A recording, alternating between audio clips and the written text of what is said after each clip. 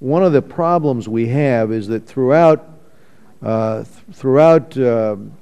our history since this program was developed, administrations put in requests for far less funding than the center has received, but every year, and in every one of these cases actually has been one senator, has stepped in and essentially doubled the amount appropriated to the center.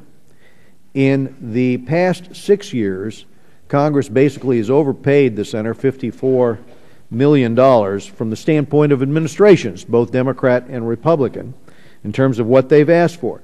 This funding has been on cruise control, and it forces us to take a little look at exactly what's produced here.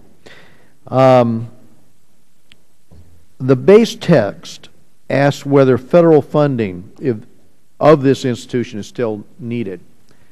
I think this center is an example of institutions that should now be funded by the many sources that they've already tapped.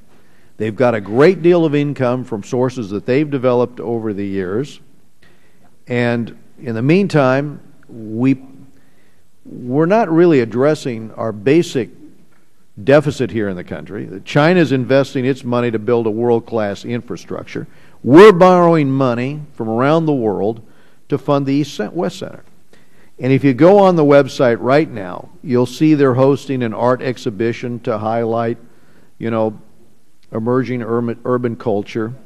They're receiving $21 million to do things that frankly are done by other institutions, by RAND and by Brookings and by CSIS and by AEI. And if you go to any of those recent publications, you will see all of the issues that they cover that are duplicative of the ones of this institution funded by Congress. Change is difficult, but we simply must change the way we do things, and that starts with reassessing our spending, no matter how seemingly small.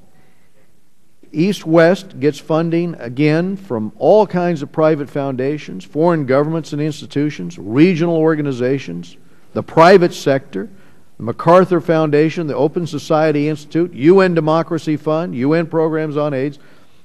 This is great. They all provide funding there. So they have a funding stream. We have the administrations, both administrations over the years, trying to curtail this. I don't need to read the East-West Center's report on U.S.-China economic relations to know that for every dollar we send to this talk shop, we're borrowing 40 cents from around the world.